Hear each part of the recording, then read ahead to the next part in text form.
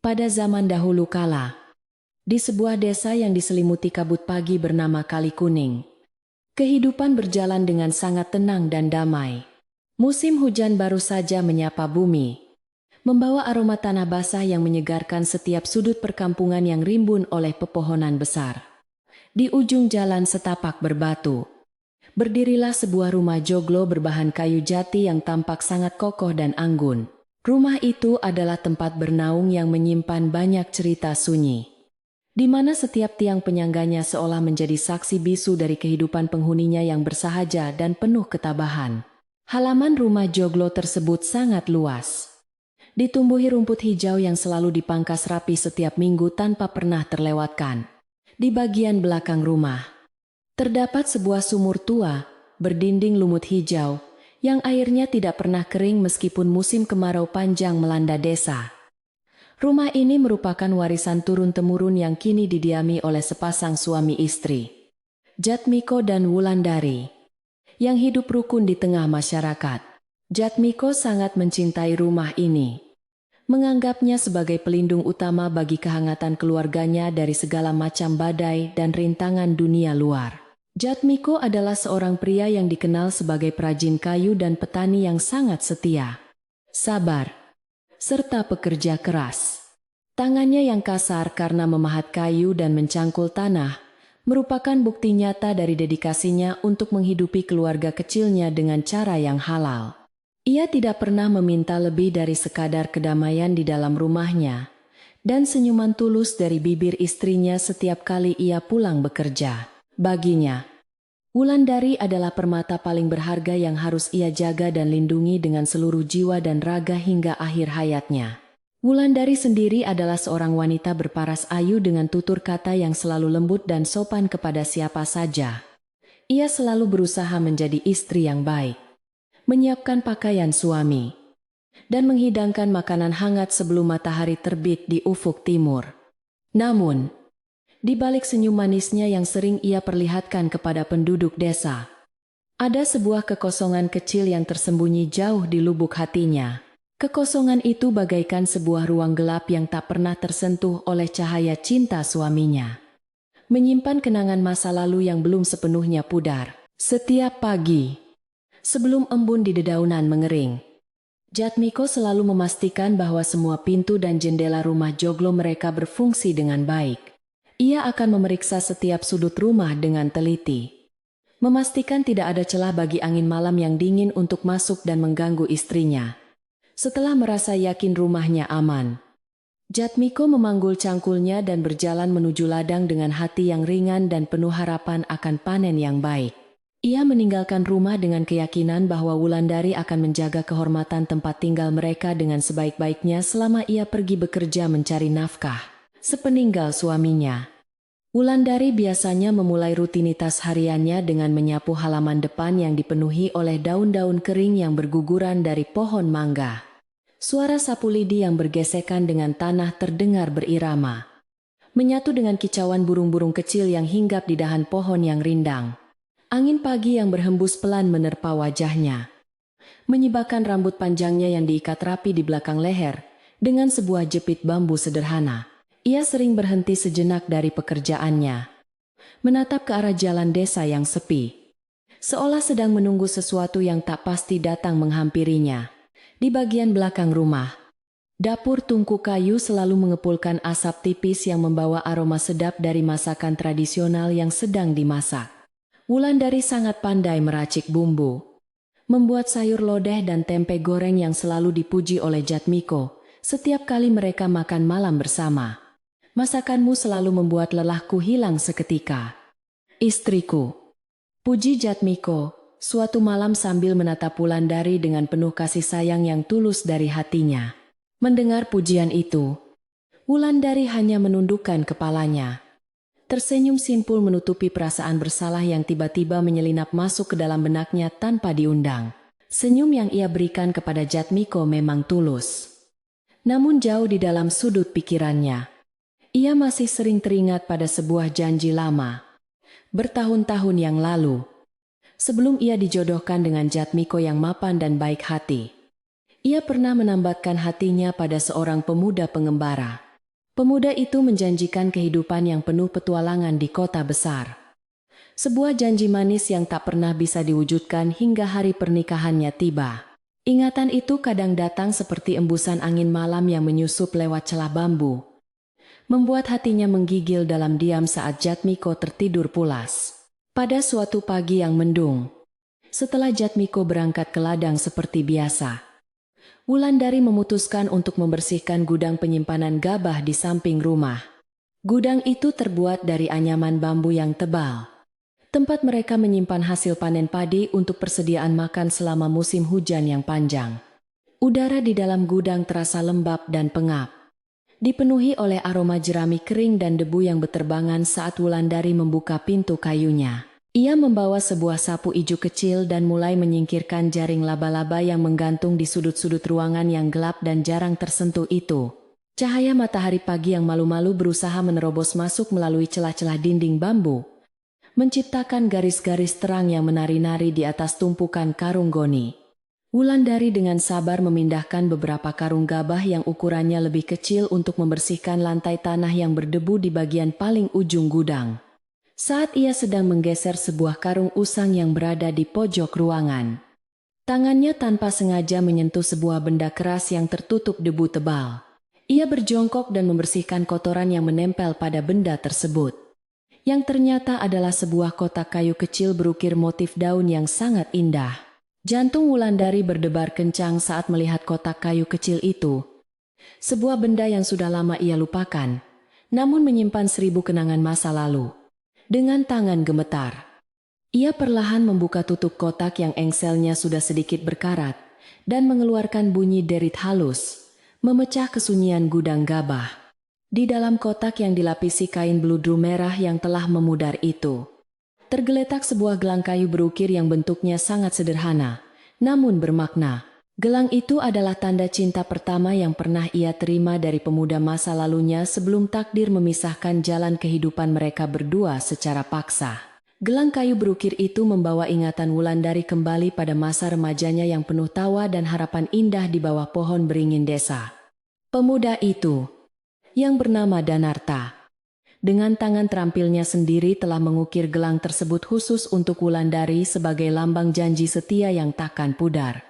Simpanlah ini, dan percayalah suatu hari nanti aku akan kembali menjemputmu, ucap Danarta kala itu dengan tatapan mata yang penuh keyakinan dan gairah. Wulandari mengusap ukiran kayu pada gelang itu, merasakan air mata hangat mulai menggenang di pelupuk matanya, yang tiba-tiba terasa sangat pedih dan berat. Masa lalu yang ia pikir telah terkubur rapat di bawah fondasi rumah joglo Jatmiko, kini kembali bangkit dan menggedor-gedor pintu hatinya yang rapuh. Wulandari merasa berdosa karena masih menyimpan benda tersebut. Namun di sisi lain, ia tidak memiliki kekuatan untuk membuang satu-satunya kenangan tentang cinta pertamanya. Ia segera memasukkan kembali gelang itu ke dalam kotak kayu kecilnya dan menyembunyikannya di tempat yang paling dalam di bawah tumpukan karung gabah. Wulandari menarik napas panjang, berusaha menenangkan detak jantungnya yang bergemuruh sebelum kembali melanjutkan pekerjaannya membersihkan gudang dengan pikiran yang tak lagi fokus sepenuhnya. Tiba-tiba, terdengar suara langkah kaki yang mendekat dari arah halaman depan rumah joglo, membuat Wulandari terkejut dan segera keluar dari dalam gudang gabah. Ternyata itu hanyalah tetangga sebelahnya yang sudah tua dan bijaksana. Berjalan tertatih melewati pagar bambu, sambil membawa sekeranjang sayuran segar dari kebun. Wulandari tersenyum lega dan menyapa tetangganya itu dengan sopan, mencoba menutupi kegugupan yang masih tersisa jelas di wajahnya yang sedikit memucat karena terkejut. Setelah tetangganya berlalu, Wulandari mengunci pintu gudang dengan rapat, seolah ingin mengunci kembali kenangan masa lalu yang baru saja mengintip dari balik debu. Menjelang siang hari, Wulandari memutuskan untuk pergi ke pasar tradisional desa Kalikuning guna membeli beberapa bumbu dapur dan ikan asin untuk lauk makan. Berjalan melewati jalan setapak yang diapit oleh rimbunnya pepohonan bambu, pikirannya masih terus melayang pada gelang kayu berukir dan janji manis di masa lalu. Ia merasa seperti seorang pengkhianat di dalam hatinya sendiri. Padahal Jatmiko tidak pernah sedikit pun melakukan kesalahan yang menyakiti perasaannya selama mereka menikah. Langkah kakinya terasa berat. Seakan bumi menolak niat buruk yang diam-diam mulai tumbuh bersemi kembali di relung hatinya yang terdalam tanpa ia sadari. Sesampainya di pasar tradisional yang ramai oleh para pedagang dan pembeli, suasana hiruk-pikuk segera menyambut kedatangan Wulandari dengan berbagai suara tawar-menawar yang nyaring. Ia berjalan menuju kios rempah-rempah langganannya. Namun perhatiannya tanpa sengaja tertuju pada sekumpulan ibu-ibu desa yang sedang berkerumun dan berbisik-bisik di sudut pasar. Mereka tampak sangat antusias membicarakan sebuah kabar angin yang baru saja tiba di desa Kalikuning pagi itu dan menyebar dengan sangat cepat. Wulandari mencoba tidak peduli dan terus melangkah. Namun telinganya dengan tajam menangkap beberapa kata yang membuat langkah kakinya seketika terhenti di tengah jalan. Kalian tahu tidak? Ada seorang saudagar kain sutra yang sangat kaya raya dari kota seberang. Baru saja tiba dan menginap di balai desa.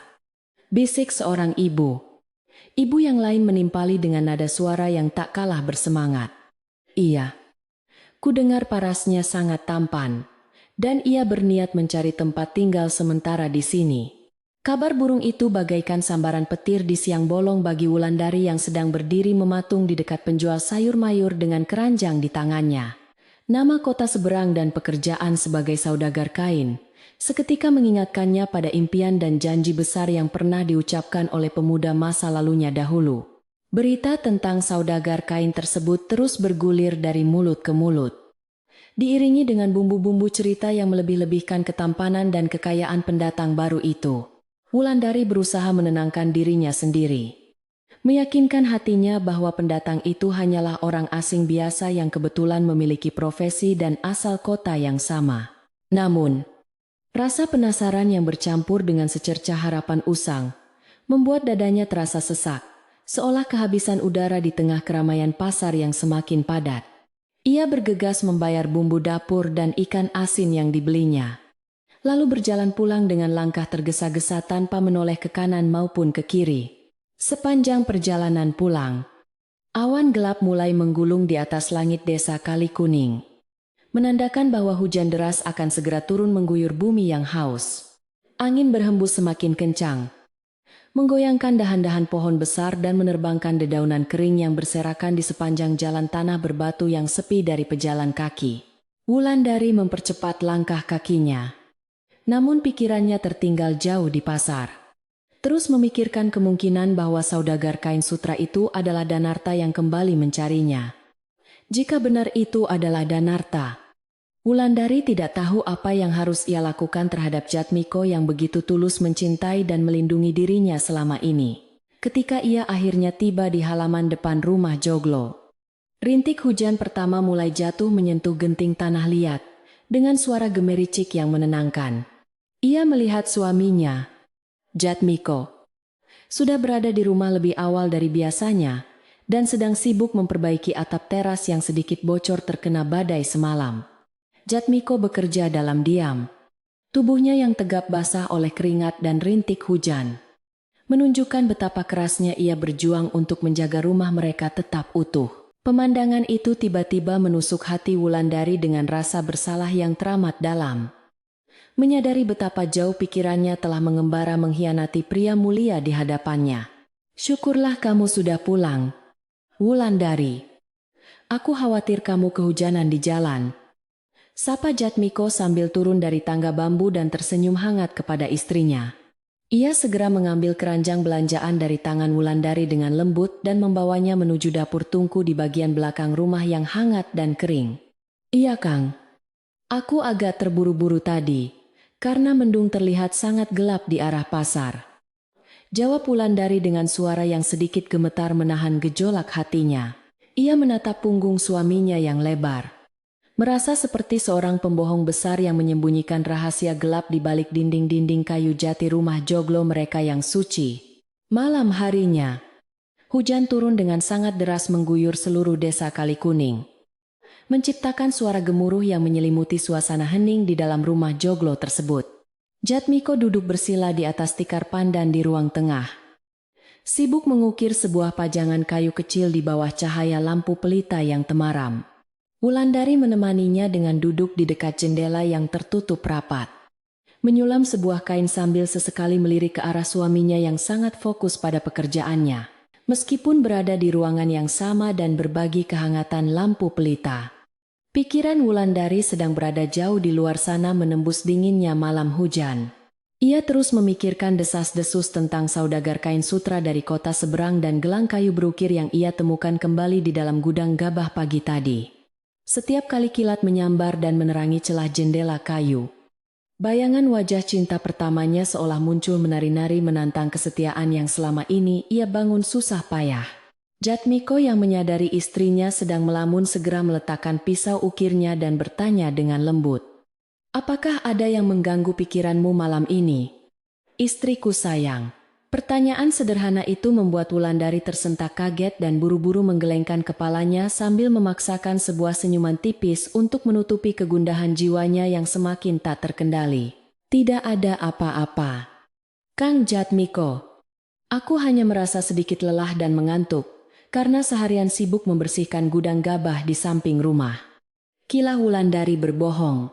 Jatmiko mengangguk mengerti, lalu menyuruh istrinya untuk pergi beristirahat lebih dulu ke dalam kamar tidur.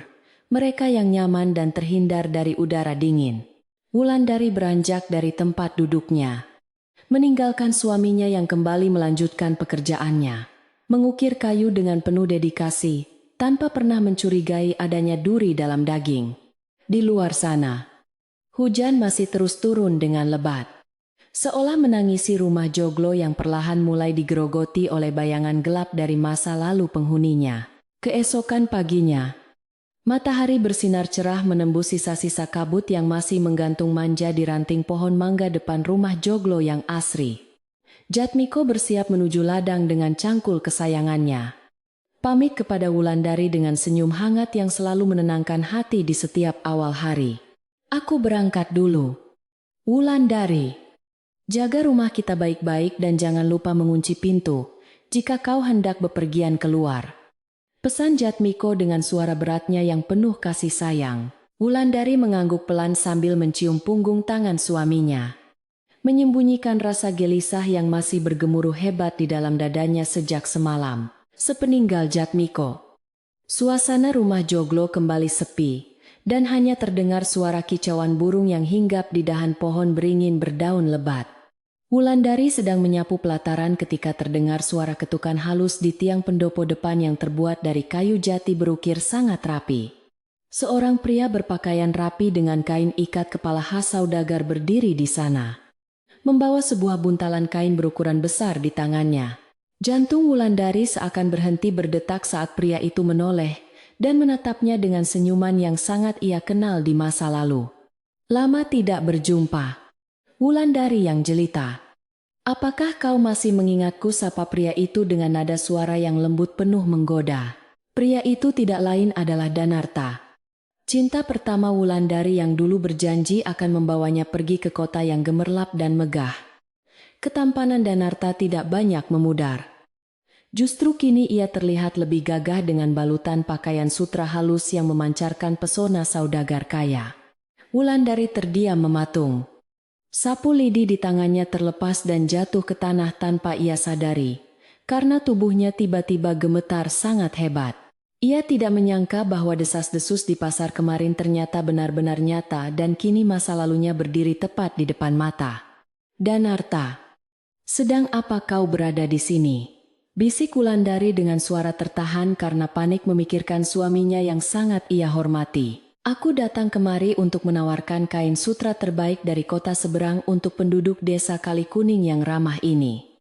Jawab Danarta dengan tenang. Ia melangkah perlahan mendekati teras rumah joglo. Matanya menyapu keindahan ukiran kayu di sekelilingnya, dengan tatapan penuh perhitungan yang sangat tersembunyi. Bolehkah aku singgah sebentar sekadar untuk melepas lelah setelah perjalanan jauh melintasi bukit dan lembah? Wulandari tanyanya meminta izin dengan sopan. Wulandari merasa ragu. Namun rasa rindu yang tertahan selama bertahun-tahun akhirnya mengalahkan akal sehatnya untuk menjaga kehormatan rumahnya yang suci. Ia pun mempersilakan Danarta duduk di atas tikar pandan yang tergelar rapi di pendopo depan untuk mengobrol sejenak bersamanya. Danarta duduk dengan santai dan mulai membuka buntalan kain sutra yang dibawanya, memamerkan berbagai warna cerah yang sangat memanjakan penglihatan mata. Kain-kain ini sangat indah. Namun tidak ada satupun yang bisa menandingi kecantikanmu yang semakin mekar, Wulandari, rayu Danarta dengan lihai. Wulandari tersipu malu mendengar pujian itu. Wajahnya memerah seperti bunga mawar yang baru merekah di taman pada pagi hari yang sejuk. Ia lupa akan posisinya sebagai istri seorang petani dan perajin kayu yang setia. Terhanyut oleh kata-kata manis yang dulu sering ia dengar. Angin rindu yang dibawa Danarta perlahan mulai meniup bara api yang nyaris padam di dalam hatinya yang selama ini damai. Di atas teras joglo itu, mereka berdua mulai berbincang tentang masa lalu yang penuh tawa di bawah pohon beringin rindang desa. Danarta menceritakan kisah-kisah petualangannya di kota besar, tentang gedung-gedung tinggi dan kehidupan malam yang terang benderang oleh lampu-lampu indah nan menawan. Wulandari mendengarkan dengan mata berbinar, membayangkan kehidupan mewah yang dulu pernah dijanjikan kepadanya sebelum takdir memaksanya menikah dengan Jatmiko yang bersahaja. Aku tidak pernah melupakan janjiku, Wulandari. Dan aku selalu berharap suatu hari nanti kita bisa bersama mengarungi dunia. Bisik Danarta penuh arti. Kata-kata itu menembus pertahanan hati Wulandari, meruntuhkan sedikit demi sedikit kesetiaan yang selama ini ia bangun bersama suaminya tercinta. Danarta sangat pandai membaca situasi. Ia melihat keraguan dan kerinduan yang terpancar jelas dari kedua mata indah Wulandari yang tampak sendu. Ia dengan sengaja memegang ujung jari Wulandari saat menyodorkan selembar kain sutra merah tua yang memiliki motif bunga melati sangat cantik. Sentuhan kecil itu mengirimkan aliran hangat yang membuat tubuh Wulandari merinding. Teringat akan masa muda mereka yang penuh gelora cinta menggebu. Rumah ini terlihat sangat kokoh. Namun apakah kau benar-benar bahagia terkurung di desa kecil ini? Selamanya, tanya Danarta memancing keraguan hatinya. Pertanyaan itu menancap tajam di pikiran Wulandari, membuatnya mulai membandingkan kehidupannya yang damai dengan bayangan kemewahan semu di kota besar. Matahari mulai bergerak naik, menandakan siang segera tiba, dan Jatmiko biasanya akan pulang sebentar untuk menikmati makan siang bersama sang istri. Menyadari waktu yang terbatas, Danarta segera membereskan kain-kain sutranya dan pamit undur diri dengan senyuman yang penuh teka-teki misterius bagi Wulandari. Aku akan menetap di desa ini untuk beberapa waktu, Wulandari. Kuharap kita bisa bertemu lagi secepatnya, ucap Danarta sambil melangkah pergi. Wulandari hanya bisa menatap punggung pria itu yang perlahan menjauh dan menghilang di balik tikungan jalan setapak yang ditumbuhi rimbunnya pohon bambu. Hatinya kini benar-benar kacau, terbagi antara kesetiaan pada rumah joglo ini dan godaan masa lalu yang sangat memikat batinnya. Setelah pertemuan singkat itu, pikiran Wulandari menjadi sangat tidak menentu, dan ia tidak bisa berkonsentrasi pada rutinitas pekerjaan rumah tangganya sehari-hari. Ia pergi ke dapur di bagian belakang rumah untuk menanak nasi dan memasak sayur lodeh kesukaan suaminya yang akan segera pulang. Namun, bayangan senyum Danarta dan sentuhan tangannya terus menari-nari di pelupuk mata Wulandari, membuatnya melamun panjang di depan tungku kayu yang menyala. Tanpa ia sadari, api di dalam tungku perlahan-lahan mulai mengecil karena kehabisan kayu bakar, dan akhirnya padam meninggalkan asap putih tebal. Nasi yang sedang ia tanak pun menjadi setengah matang, dan sayurnya kehilangan rasa sedap yang biasa ia buat dengan penuh cinta. Saat Jatmiko tiba di rumah dengan tubuh penuh keringat sehabis mencangkul di ladang, ia mendapati suasana dapur yang sangat tidak biasa. Istrinya duduk termenung di sudut ruangan dengan pandangan kosong, sementara asap putih masih mengepul perlahan dari tungku yang telah mati apinya. Ada apa denganmu, Wulandari? Apakah kamu merasa kurang sehat hari ini? Tanya Jatmiko dengan nada khawatir, sambil menyentuh bahu istrinya lembut. Wulandari tersentak kaget dan buru-buru berdiri, meminta maaf dengan suara bergetar karena kelalaiannya dalam menyiapkan makan siang untuk suami tercintanya hari itu. Jatmiko hanya tersenyum maklum dan memakan hidangan yang ada tanpa sedikit pun melontarkan keluhan dari mulutnya yang selalu mengucapkan kebaikan. Sementara itu, di pinggir sungai desa Kalikuning yang berair jernih, sekelompok ibu-ibu sedang sibuk mencuci pakaian sambil bertukar cerita ringan. Kabar tentang kedatangan saudagar kain sutra yang tampan itu segera menjadi perbincangan hangat yang mengalahkan riuhnya aliran air sungai yang berbatu. Aku melihat saudagar itu mampir ke rumah Joglo Wulandari pagi tadi saat suaminya sedang pergi ke ladang. Bisik seorang wanita berkerudung. Wanita lain menimpali dengan mata terbelalak. Benarkah begitu? Sungguh berani sekali dia menerima tamu laki-laki tampan saat rumahnya sedang sangat sepi. Desas-desus itu mulai menyebar cepat seperti angin kemarau yang meniup ilalang kering di padang rumput yang luas tanpa rintangan berarti. Berita tentang pertemuan Wulandari dan Danarta di teras Joglo semakin dibesar-besarkan oleh mulut-mulut usil yang haus akan cerita sensasional di desa. Ada yang mengatakan bahwa mereka berdua terlihat saling berpegangan tangan. Padahal Danarta hanya kebetulan menyentuh jari Wulandari saat menawarkan kain sutra. Gosip ini perlahan mulai menciptakan pandangan miring dari beberapa tetangga yang biasanya selalu menghormati kehidupan damai keluarga Jatmiko dan istri cantiknya, Wulandari, yang tidak menyadari bahwa namanya sedang menjadi bahan gunjingan. Terus saja terhanyut dalam lamunan panjang tentang janji-janji manis Danarta. Ia mulai sering melalaikan tugasnya merawat kebersihan halaman rumah dan membiarkan daun-daun kering berserakan, tidak tersapu rapi seperti hari-hari sebelumnya. Perubahan sikap Wulandari yang drastis ini tidak luput dari pengamatan tajam seorang wanita tua yang tinggal tak jauh dari rumah Joglo. Ia adalah Mbok Rukmini, seorang tetangga yang bijaksana dan telah menjadi pengasuh Wulandari sedari kecil sebelum menikah dengan Jatmiko yang budiman. Mbok Rukmini sering datang membantu di dapur untuk sekadar meracik bumbu atau mengobrol menemani Wulandari saat suaminya sedang pergi berladang seharian. Wanita tua itu memiliki intuisi yang sangat kuat dan bisa merasakan adanya kabut gelap yang mulai menyelimuti ketentraman rumah anak asuhnya. Ia melihat tatapan mata Wulandari yang kini sering terlihat gelisah dan kosong, seperti orang yang sedang kebingungan mencari arah jalan pulang. Suatu sore yang teduh, Mbok Rukmini berjalan tertatih mendekati area sumur tua di belakang rumah Joglo tempat Wulandari sedang menimba air. Suara derit katrol kayu memecah kesunyian sore. Namun Wulandari tampak melakukannya dengan tenaga yang sangat lemah dan pikiran yang melayang entah kemana. Mbok Rukmini berdiri diam sejenak, mengamati wajah Wulandari yang terlihat pucat dan dipenuhi oleh beban pikiran yang tidak berani ia ungkapkan. Kau terlihat sangat lelah belakangan ini, Nduk. Apakah ada sesuatu yang mengganjal di dalam hatimu, tegur Mbok Rukmini dengan suaranya yang serak namun penuh kehangatan. Wulandari terkejut. Tali timbanya nyaris terlepas dari genggaman tangannya yang seketika gemetar hebat mendengar suara sapaan tersebut. Tidak ada apa-apa, Mbok Rukmini. Aku hanya sedikit kurang tidur karena udara malam hari terasa lebih dingin dari biasanya. Dusta Wulandari.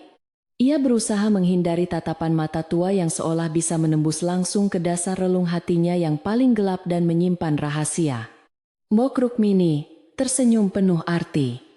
Tangannya yang keriput mengambil alih tali timba dan menariknya dengan tenaga yang masih tersisa di usianya. Ia tahu betul kapan anak asuhnya itu berkata jujur dan kapan ia sedang berusaha menyembunyikan sebuah kebohongan besar dari orang-orang sekitarnya. Air bersih mengalir dari ember kayu ke dalam tempayan tanah liat, memantulkan bayangan wajah mereka berdua yang sedang diselimuti oleh kebisuan. Setelah membiarkan kesunyian menguasai mereka selama beberapa saat, Mbok Rukmini menatap lurus ke arah mata Wulandari yang terus menghindari pandangannya. Dengan nada suara yang pelan namun sangat tajam menghujam sanubari, wanita tua itu menyampaikan sebuah nasihat yang syarat akan makna mendalam. Nduh, jangan biarkan sepercik bara kecil dari masa lalu membakar habis rumah kayu yang sudah kokoh menaungimu dari hujan. Ucapnya lirih. Kata-kata itu mengalir begitu saja menyatu dengan desiran angin sore. Namun dampaknya terasa seperti hantaman godam yang menghancurkan dinding pertahanan batin Wulandari. Wajah wanita muda itu seketika memucat pasi mendengar teguran yang tepat mengenai titik terlemah di dalam jiwa rapuhnya saat itu. Wulandari tidak mampu berkata-kata lagi untuk membela diri. Bibirnya terkunci rapat, dan matanya mulai berkaca-kaca menahan luapan emosi yang menyesakkan dada. Ia menyadari bahwa Mbok Rukmini pasti telah mendengar desas-desus di desa tentang kedatangan Danarta dan menghubungkannya dengan perubahan sikapnya belakangan ini. Nasihat itu adalah sebuah peringatan keras, agar ia segera sadar dan tidak menghancurkan kebahagiaan yang telah susah payah dibangun bersama Jatmiko. Namun, bayangan Danarta dan janji kehidupan mewah di kota terlalu kuat, mencengkeram pikirannya yang sedang goyah oleh kerinduan masa lalu tersebut. Wulandari hanya menundukkan kepala, membiarkan sebutir air mata jatuh, membasahi tanah kering di dekat tepian batu sumur tua itu. Melihat Wulandari yang hanya terdiam membisu, Mbok Rukmini menepuk pundak wanita muda itu dengan lembut, lalu berbalik melangkah pergi meninggalkan sumur. Ia berharap nasihat singkatnya mampu menyadarkan Wulandari sebelum semuanya terlambat, dan penyesalan panjang menjadi satu-satunya teman yang tersisa di akhir cerita. Pikirkanlah baik-baik. Duh, kedamaian rumah ini terlalu berharga untuk ditukar dengan kebahagiaan sesaat yang penuh kepalsuan. Gumam Mbok Rukmini sambil berlalu. Wulandari tetap berdiri mematung di tempatnya, mendengarkan langkah kaki wanita tua itu yang semakin menjauh membelah keheningan sore di belakang rumah. Hatinya kini bagaikan perahu kecil yang terombang-ambing hebat di tengah lautan badai kebingungan yang sangat dahsyat menerjang pikirannya. Malam harinya, setelah Jatmiko tertidur pulas karena kelelahan bekerja seharian penuh di ladang, Wulandari kembali terjaga menatap langit-langit kamar yang gelap. Kata-kata Mbok Rukmini terus terngiang di telinganya, bersahutan dengan suara rintik hujan yang mulai turun membasahi atap genting rumah joglo mereka. Ia memandangi wajah suaminya yang damai dalam tidurnya. Pria yang selalu memberikan rasa aman dan tidak pernah menyakitinya dengan perkataan kasar. Namun di saat yang bersamaan, kerinduannya pada pesona Danarta seakan terus memanggil-manggil jiwanya untuk melangkah keluar dari batas kesetiaan seorang istri. Pertarungan batin yang begitu hebat membuat dada Wulandari terasa sakit, dan napasnya menjadi sangat sesak di tengah keheningan malam basah itu. Keesokan harinya, ketika matahari kembali bersinar dan Jatmiko telah berangkat ke ladang, Wulandari membuat sebuah keputusan yang sangat gegabah dan berbahaya. Ia berniat mencari keberadaan Danarta di balai desa. Berencana menemuinya secara sembunyi-sembunyi, hanya untuk mendengarkan cerita indah tentang kota seberang yang menjanjikan. Ia mengenakan kebaya terbaiknya dan menyisir rambut panjangnya dengan rapi. Sebuah persiapan yang tidak pernah ia lakukan saat suaminya ada di rumah. Wulandari melangkah keluar dari pekarangan rumah joglo dengan perasaan campur aduk antara ketakutan ketahuan penduduk desa dan rasa rindu yang membara. Ia berjalan mengendap-endap melewati jalan pintas yang sepi menuju pusat desa, tempat saudagar kain itu menginap sementara waktu.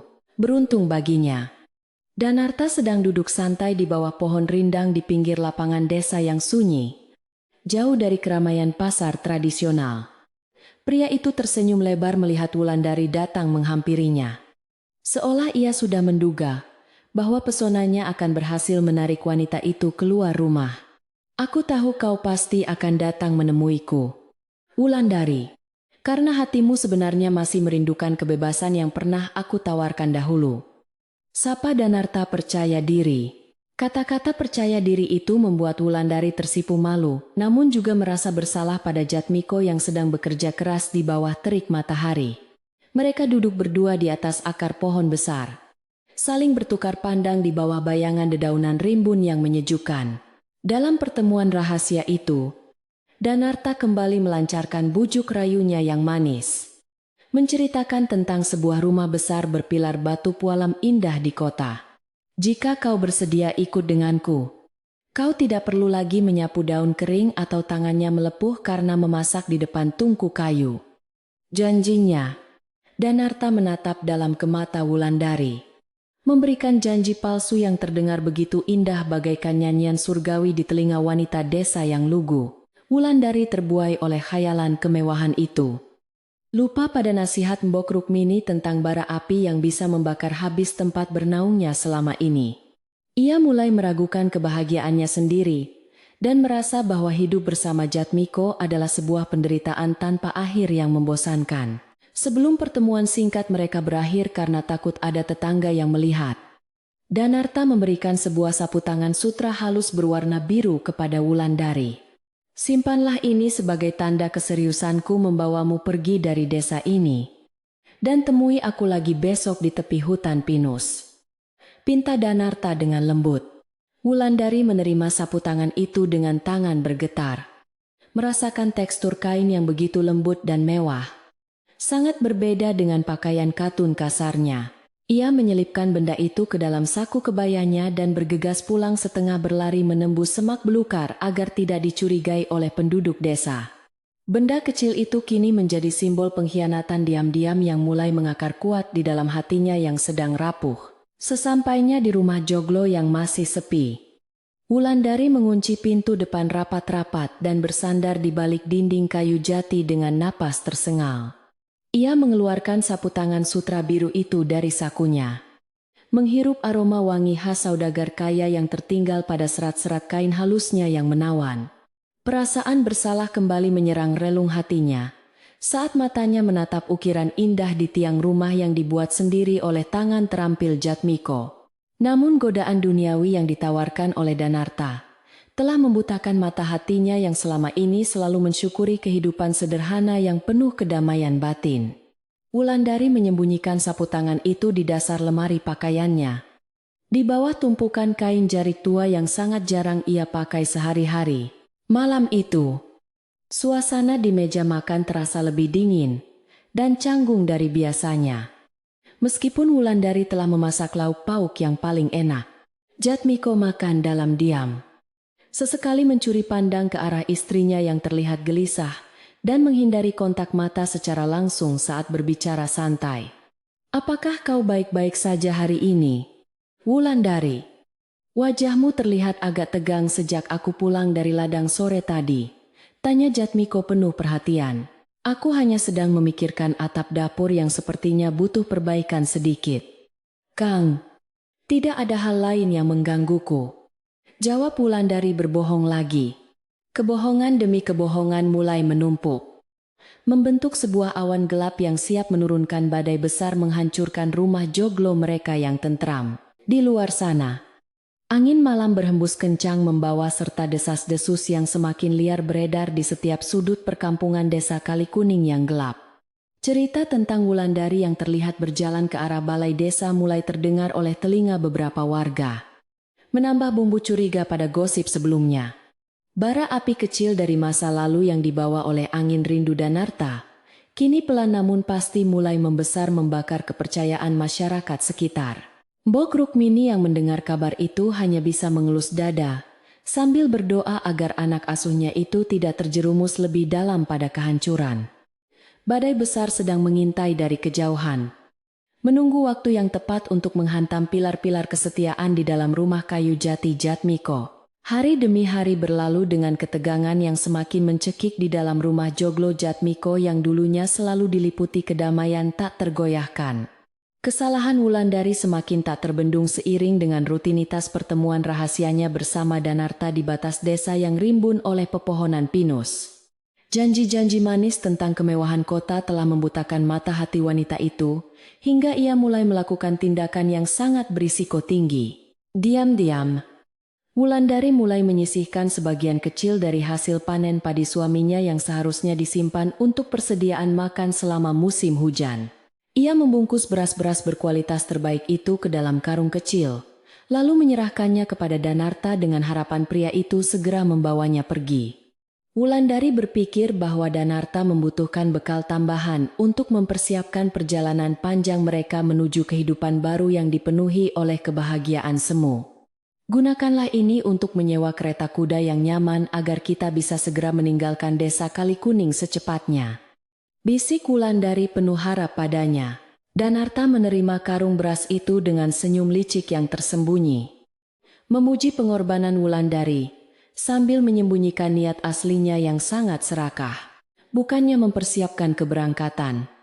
Danarta justru mulai menuntut lebih banyak hal dari Wulandari dengan berbagai alasan yang terdengar sangat masuk akal. Ia beralasan bahwa biaya hidup di kota besar sangatlah tinggi, sehingga mereka membutuhkan lebih banyak uang atau barang berharga sebagai modal awal. Apakah Jatmiko tidak menyimpan barang berharga atau perhiasan peninggalan orang tuanya di dalam rumah joglo itu? Wulandari sayang pancing Danarta perlahan. Pertanyaan itu membuat Wulandari terdiam sejenak. Namun, cinta buta yang menguasai hatinya, segera mengusir semua keraguan yang sempat muncul di benaknya. Di tengah kebutaannya, gerak-gerik Wulandari yang mencurigakan tidak luput dari perhatian para tetangga yang mulai membicarakan hilangnya beberapa karung gabah Jatmiko. Kabar burung tentang istri perajin kayu yang sering menyelinap ke arah hutan pinus membawa bungkusan mulai menjadi rahasia umum penduduk desa. Mbok Rukmini yang mendengar desas-desus itu merasa dadanya semakin sesak memikirkan nasib Jatmiko yang bekerja keras tanpa mengetahui pengkhianatan di rumahnya. Wanita tua itu hanya bisa berdoa di sepertiga malam, berharap kebenaran segera terungkap sebelum kehancuran yang lebih besar menimpa keluarga tersebut. Suatu sore yang basah setelah hujan gerimis turun membasahi bumi, Jatmiko pulang lebih awal dari hutan tempatnya mencari kayu jati pilihan. Perasaannya entah mengapa terasa tidak nyaman sejak pagi. Seolah ada firasat buruk yang terus membisikkan peringatan ke dalam relung hatinya yang tenang. Ia berjalan melewati pekarangan belakang rumah, berniat untuk membersihkan diri di sumur tua sebelum menyapa istrinya yang mungkin sedang memasak di dapur. Namun, langkah Jatmiko mendadak terhenti ketika matanya menangkap sesuatu yang sangat asing tergeletak di atas tanah becek dekat jemuran bambu. Sebuah sapu tangan sutra berwarna biru cerah tergeletak kotor terkena cipratan lumpur. Sangat kontras dengan pemandangan di sekitar dapur yang didominasi warna tanah. Jatmiko membungkuk dan mengambil benda itu dengan tangan gemetar. Merasakan kehalusan kain yang sama sekali bukan milik dirinya ataupun istrinya sehari-hari. Ia tahu persis bahwa Wulandari tidak pernah memiliki kain semewah ini karena uang hasil penjualan kayu selalu digunakan untuk kebutuhan pokok mereka. Pikiran Jatmiko langsung tertuju pada desas-desus tentang saudagar kain dari kota seberang yang belakangan ini sering terdengar di telinganya saat di pasar. Saat ia memeriksa sapu tangan itu lebih saksama, selembar kertas kecil yang terlipat rapi terjatuh dari balik lipatan kain sutra basah tersebut. Jatmiko memungut kertas itu, membuka lipatannya dengan dada bergemuruh hebat, dan membaca deretan tulisan tangan yang sangat rapi, namun membawa pesan menyakitkan. Tulisan itu berbunyi tentang janji pertemuan di tepi hutan pinus esok hari sebelum matahari terbenam. Lengkap dengan sapaan mesra untuk istrinya. Aku menunggumu membawa apa yang kita bicarakan. Wulandari. Begitulah kalimat penutup surat kecil itu yang seketika menghancurkan kepingan hati Jatmiko. Udara di sekitar sumur tua tiba-tiba terasa sangat menyesakkan dada. Seakan menyedot seluruh oksigen yang dibutuhkan Jatmiko untuk bernapas dengan normal. Tubuhnya yang tegap bersandar pada dinding lumut sumur, mencoba menahan rasa sakit yang luar biasa menusuk-nusuk ulu hatinya tanpa ampun sedikitpun. Bayangan wajah senyum Wulandari yang selama ini ia puja sebagai bidadari rumahnya perlahan memudar, tergantikan oleh kenyataan pahit tentang sebuah pengkhianatan besar. Meskipun hatinya hancur lebur berkeping-keping, tidak ada sedikit pun niat dalam benak Jatmiko untuk menggunakan kekerasan fisik dalam menyelesaikan masalah pelik ini. Sebagai seorang pria yang selalu memegang teguh ajaran leluhurnya tentang kesabaran, Jatmiko memilih untuk menelan kepahitan itu dalam diam yang sangat dalam. Ia mencuci sapu tangan sutra yang kotor itu dengan air sumur hingga bersih, lalu memerasnya perlahan seolah sedang mengeringkan air matanya sendiri yang tak jatuh. Jatmiko melipat sapu tangan dan surat kecil itu, memasukkannya ke dalam saku celana kain kasarnya, lalu melangkah masuk ke dalam rumah melalui pintu belakang. Wajahnya berusaha ia buat setenang mungkin meskipun badai besar sedang mengamuk menghancurkan seluruh kepercayaan yang ia bangun bertahun-tahun lamanya. Di dalam dapur, Wulandari sedang sibuk mengaduk sayur lodeh di atas tungku yang menyala terang, tidak menyadari kehadiran suaminya yang berdiri mematung. Jatmiko menatap punggung istrinya yang berbalut kebaya sederhana dengan tatapan penuh luka.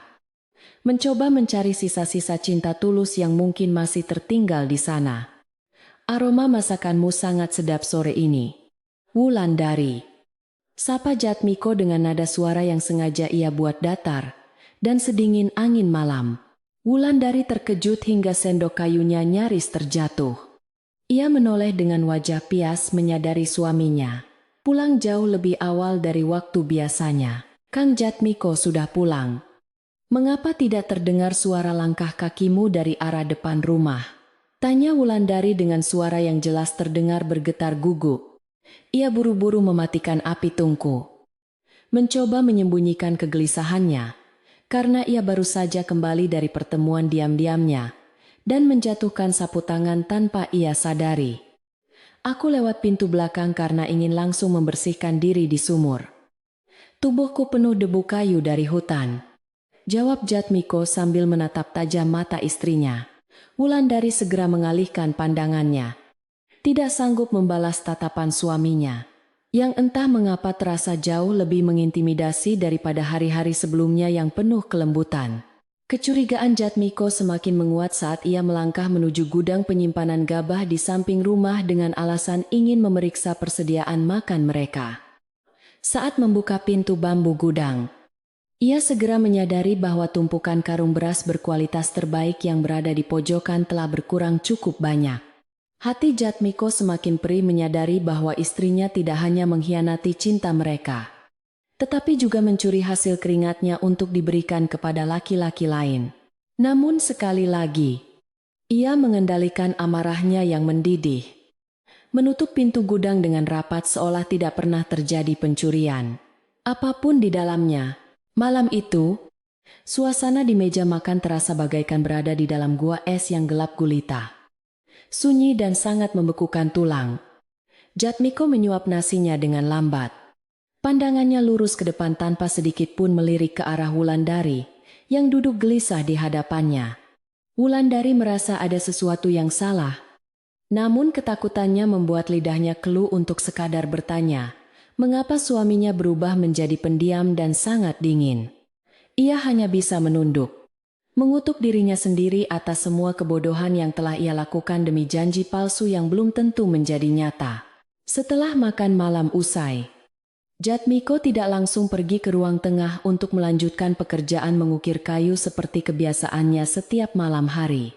Ia justru mengambil sapu lidi dan mulai membersihkan lantai teras pendopo depan rumah Joglo dengan sangat teliti meskipun hari sudah gelap gulita.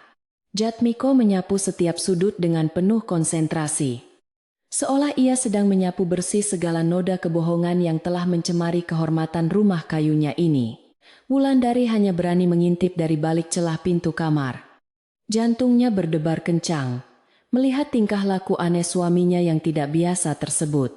Selesai menyapu, Jatmiko masuk ke dalam rumah dan mengambil tikar pandan terbaik yang biasanya hanya dikeluarkan jika ada tamu kehormatan datang berkunjung.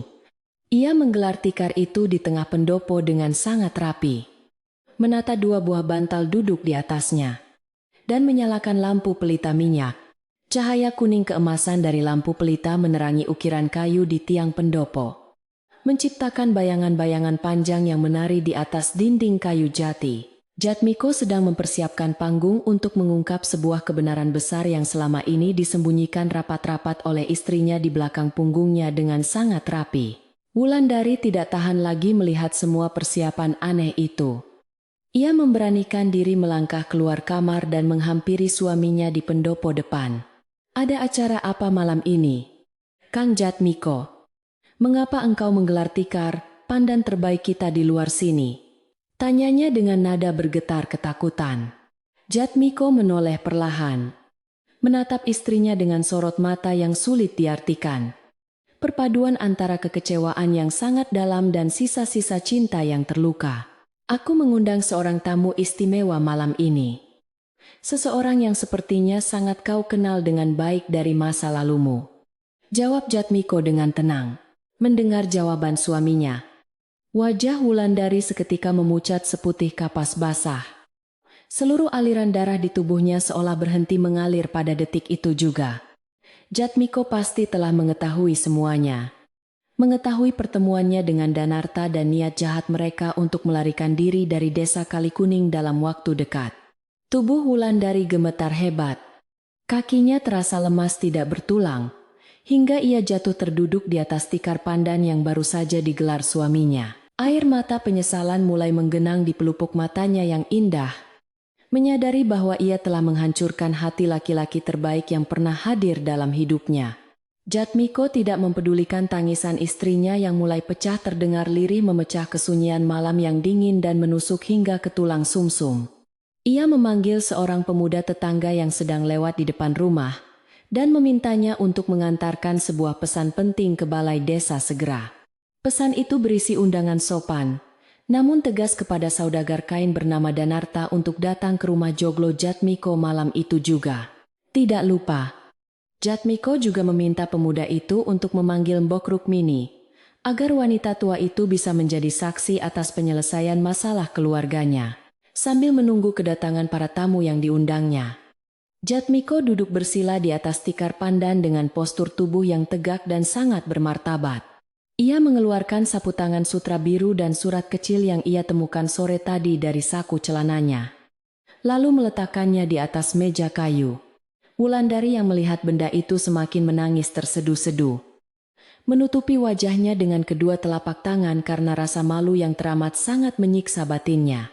Bukti fisik itu kini tergeletak nyata di hadapannya, menjadi saksi bisu pengkhianatan keji yang tidak bisa lagi ia sangkal dengan alasan apapun. Tidak lama kemudian, terdengar suara langkah kaki pelan menyusuri jalan setapak berbatu, menuju halaman rumah Joglo yang terang oleh cahaya pelita.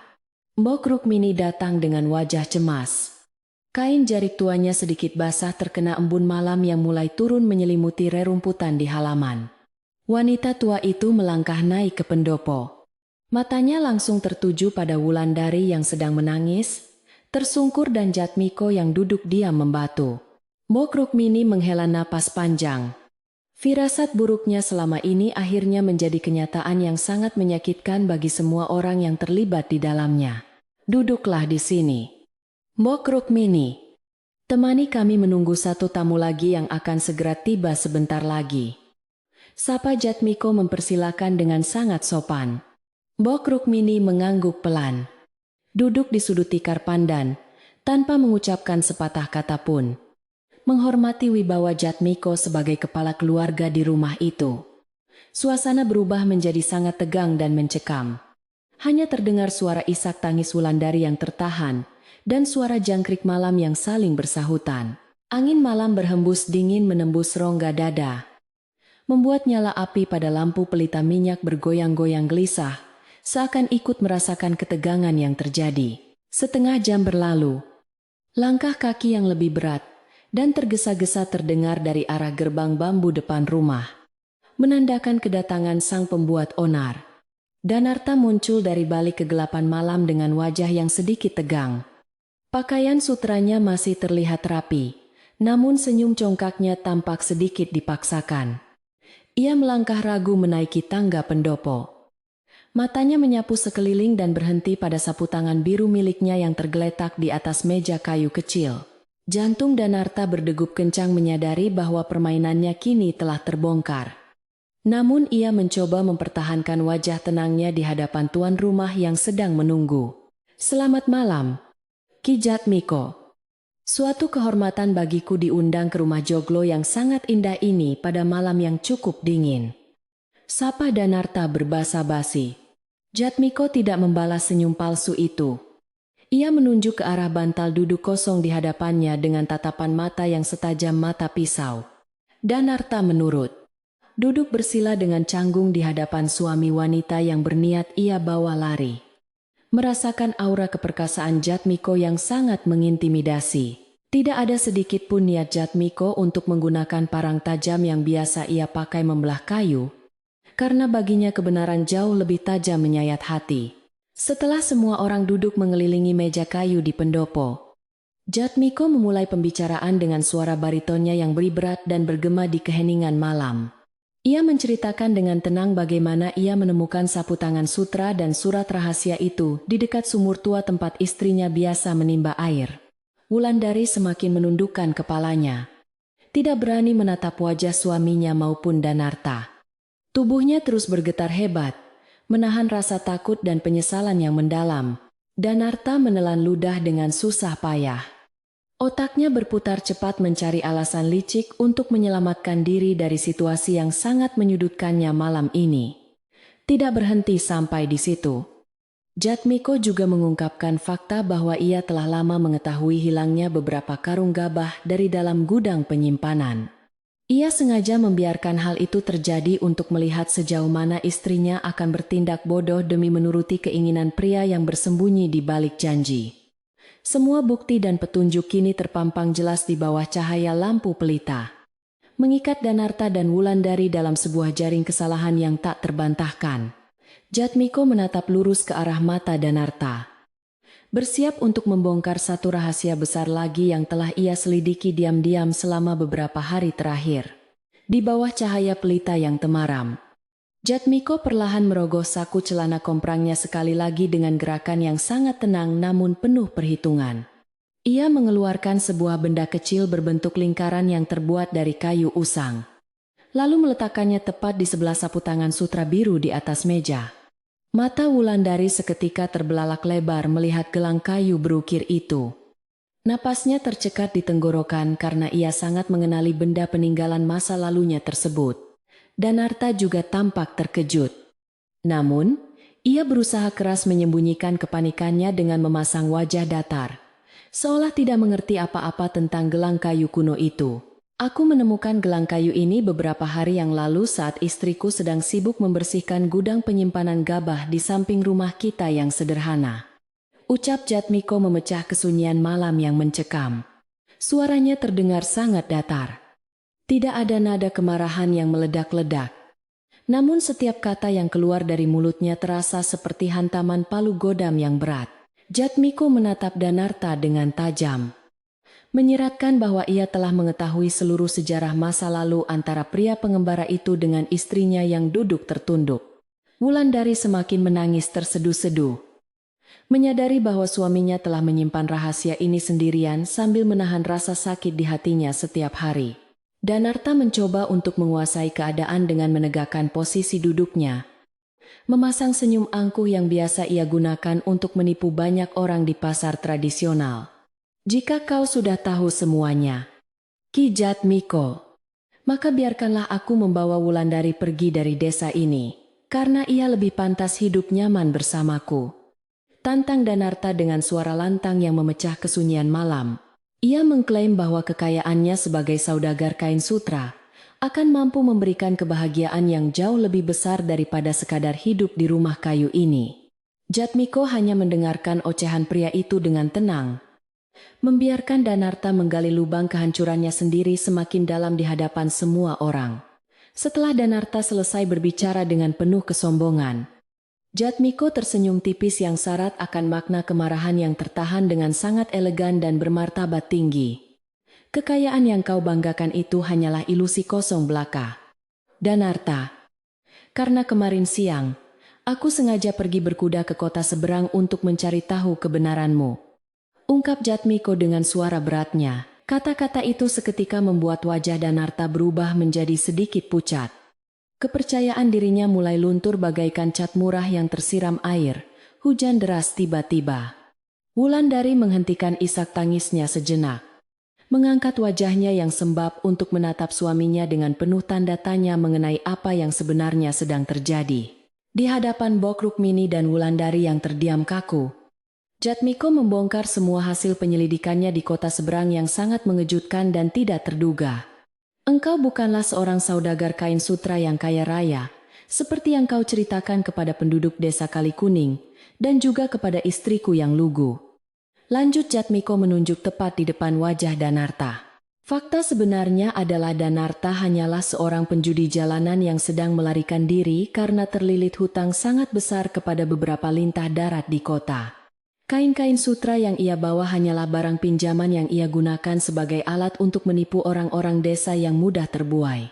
Wajah Danarta kini benar-benar pucat pasi seputih kapas. Keringat dingin mulai bercucuran membasahi keningnya, Meskipun angin malam berhembus sangat kencang dan menusuk tulang, ia tergagap mencoba untuk menyangkal semua tuduhan itu.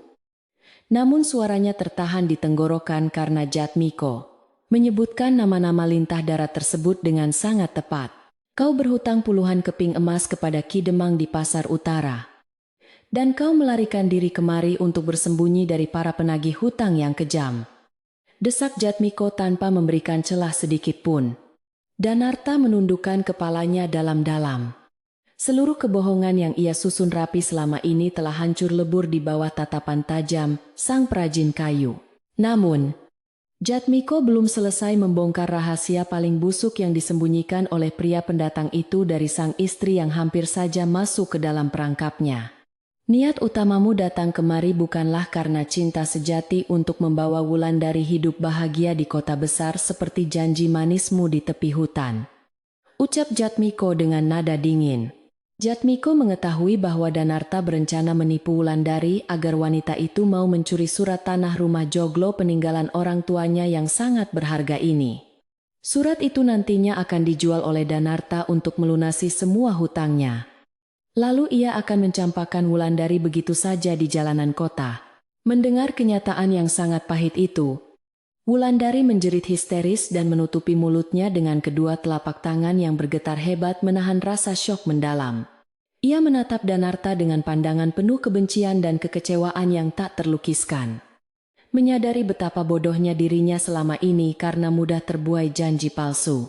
Beras berkualitas, baik yang ia curi dari gudang suaminya ternyata hanya digunakan Danarta untuk menyambung hidup dan berjudi lagi di pinggiran desa Kali Kuning. Impian tentang rumah besar berpilar batu pualam yang dijanjikan pria itu hanyalah sebuah kebohongan besar untuk merampas satu-satunya tempat bernaung yang ia miliki. Danarta tidak berani mengangkat wajahnya sama sekali.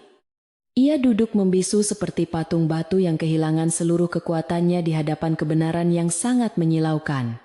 Mbok Rukmini yang sedari tadi duduk diam di sudut tikar pandan, akhirnya menggelengkan kepalanya dengan tatapan penuh rasa muak. Melihat kelakuan pria tersebut, manusia sepertimu sungguh tidak memiliki hati nurani.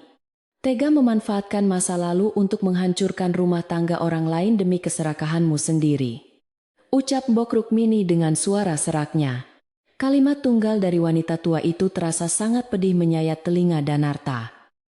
Menegaskan betapa rendahnya martabat pria itu di mata para penghuni rumah joglo. Wulandari merangkak mendekati kaki suaminya. Menangis terseduh-seduh memohon ampunan atas segala kebutaan hatinya yang nyaris menghancurkan kehidupan mereka berdua yang damai. Maafkan aku, Kang Jatmiko. Aku benar-benar wanita bodoh yang telah membuang permata demi memungut pecahan kaca yang tidak berharga. Ratap Wulandari dengan air mata berlinang. Ia menyesali setiap detik pertemuannya dengan Danarta. Menyesali setiap senyum yang ia berikan pada pria penipu itu. Di belakang punggung suaminya yang mulia. Jatmiko tidak menarik kakinya. Namun, ia juga tidak memberikan sentuhan hangat untuk menenangkan istrinya yang sedang hancur lebur di bawah gelombang penyesalan yang terlambat. Setelah membiarkan suasana dipenuhi oleh isak tangis Wulandari selama beberapa saat, Jatmiko kembali memusatkan perhatiannya pada Danarta yang masih menunduk penuh rasa malu. Sebagai tuan rumah yang memegang kendali penuh atas situasi ini, Jatmiko tidak menggunakan kekerasan fisik sedikitpun untuk membalas dendam pada pria tersebut. Ia tahu bahwa memukul Danarta hanya akan mengotori tangannya dan menodai kesucian teras pendopo kayu jati yang selalu ia rawat dengan penuh kehormatan. Dengan wibawa seorang pemimpin keluarga sejati, Jatmiko memberikan keputusan akhirnya yang tidak dapat diganggu-gugat oleh siapapun pada malam badai tersebut. Kemaslah kain-kain sutra palsumu itu malam ini juga. Dan pergi tinggalkan desa Kali Kuning sebelum matahari terbit di ufuk timur esok hari. Perintah Jatmiko dengan suara lantang. Ketegasan dalam nada suaranya membuat Danarta tersentak kaget. Namun ia tidak memiliki daya upaya untuk melawan perintah mutlak dari pria yang telah menelanjanginya habis-habisan. Jatmiko menambahkan peringatan keras bahwa jika Danarta berani menginjakkan kaki lagi di desa ini, ia sendiri yang akan melaporkan keberadaannya kepada para lintah darat. Ancaman itu membuat darah Danarta berdesir ketakutan. Membayangkan siksaan yang akan ia terima jika para penagih hutang dari kota berhasil menemukannya. Danarta perlahan bangkit berdiri dari atas tikar pandan. Kakinya terasa sangat lemas dan bergetar hebat, menahan beban rasa malu yang tidak tertanggungkan lagi. Ia tidak mengucapkan sepatah kata pun untuk membela diri atau sekadar meminta maaf kepada Wulandari yang masih terus menangis pilu meratapi nasibnya sendiri. Dengan kepala tertunduk lesu dan bahu yang merosot jatuh. Pria penipu itu berjalan gontai menuruni tangga pendopo rumah joglo yang terang benderang tersebut. Ia melangkah pergi meninggalkan pekarangan rumah. Menghilang di telan kegelapan malam tanpa pernah menoleh ke belakang lagi untuk melihat kerusakan yang telah ia ciptakan. Kepergian Danarta diiringi oleh lolongan anjing desa dari kejauhan. Seolah alam pun ikut mengusir kehadiran manusia berhati busuk itu dari tanah Kali Kuning. Ancaman besar yang nyaris merenggut rumah joglo dan segala isinya telah berhasil diatasi Jatmiko dengan cara yang sangat elegan tanpa meneteskan darah setetes pun. Sang perajin kayu berdiri tegak menatap gerbang bambu depan rumahnya yang kosong. Memastikan bahwa bayangan pria pengganggu itu benar-benar lenyap dari pandangannya malam ini. Angin malam kembali berhembus kencang. Meniup nyala lampu pelita minyak hingga bergoyang liar menciptakan tarian bayangan di dinding kayu jati yang kokoh berdiri. Setelah memastikan keamanan rumahnya dari gangguan luar, Jatmiko kembali membalikan badannya menghadap ke arah meja kayu tempat barang-barang bukti itu masih berserakan. Ia mengambil sapu tangan sutra biru, surat kecil berisi janji pertemuan rahasia, dan gelang kayu kuno peninggalan masa lalu yang menjadi sumber malapetaka ini. Dengan langkah pasti, Jatmiko berjalan menuju sebuah perapian kecil dari tanah liat yang berada di sudut pendopo, tempat ia biasa membakar sisa-sisa kayu ukiran. Ia melemparkan ketiga benda tersebut ke dalam bara api yang masih menyala merah muda. Membiarkan lidah api melahap habis semua simbol pengkhianatan istrinya. Wulandari hanya bisa menyaksikan barang-barang itu hangus terbakar menjadi abu kelabu. Melambangkan musnahnya segala ilusi dan kebohongan yang sempat menguasai pikirannya beberapa hari terakhir. Bau kain yang terbakar bercampur dengan aroma hangus dari kayu kuno menguar di udara, memenuhi rongga penciuman mereka di teras pendopo yang sangat dingin. Jatmiko berdiri mematung di depan perapian kecil itu. Matanya menatap tajam ke arah nyala api, yang perlahan mengecil setelah melahap habis mangsanya malam ini. Ia telah menghancurkan masa lalu istrinya. Namun ia sadar bahwa luka di dalam hatinya sendiri tidak akan bisa lenyap semudah abu yang tertiup angin. Jatmiko kemudian berjalan menghampiri istrinya yang masih bersimpuh lemas di atas lantai kayu pendopo. Menatap wanita itu dengan pandangan yang penuh rasa hampa. Rumah joglo kita beserta surat tanahnya telah aman dari niat jahat pria itu. Namun fondasi kepercayaan di dalam rumah ini telah runtuh seketika. Ucap Jatmiko lirih. Kata-kata itu jauh lebih menyakitkan bagi Wulandari daripada pukulan benda tumpul manapun. Menyayat hatinya yang sudah terluka parah akibat kebodohannya sendiri tanpa ampun. Ia menyadari bahwa Jatmiko mungkin tidak akan mengusirnya dari rumah ini. Namun mendapatkan kembali cinta tulus suaminya akan menjadi hal yang sangat mustahil. Mbok Rukmini perlahan bangkit dari tempat duduknya di sudut tikar pandan. Berjalan tertatih mendekati Wulandari yang sedang memeluk lututnya sendiri dalam keputusasaan yang mendalam. Wanita tua itu mengelus punggung anak asuhnya dengan lembut. Mencoba menyalurkan sedikit kehangatan di tengah badai emosi yang sedang melanda jiwa wanita muda tersebut. Sebuah kesalahan besar telah kau lakukan, Nduk. Dan kini kau harus menanggung beban penyesalan ini di sepanjang sisa usiamu di dunia ini. Bisik, Mbok. Rukmini sedih. Air mata Wulandari mengalir semakin deras, membasahi kain kebayanya yang indah. Menyesali mengapa ia tidak mendengarkan nasihat bijak wanita tua itu sejak awal. Jatmiko menarik napas panjang, berusaha menenangkan gemuruh di dadanya, sebelum ia mengambil keputusan akhir untuk menutup malam yang terasa sangat panjang dan melelahkan ini. Pertemuan kita malam ini sudah selesai. Semua kebenaran telah terungkap dengan sangat jelas di bawah cahaya pelita rumah ini tanpa ada yang disembunyikan lagi, kata Jatmiko tegas. Ia memandang ke arah Mbok Rukmini dan mengucapkan terima kasih yang sebesar-besarnya atas kesediaan wanita tua itu menjadi saksi bisu dalam penyelesaian masalah keluarganya. Jatmiko meminta Mbok Rukmini untuk segera pulang beristirahat karena malam sudah semakin larut dan udara dingin mulai menusuk tulang-tulang rentanya dengan sangat kejam. Mbok Rukmini menganggukkan kepalanya dengan hormat kepada Jatmiko.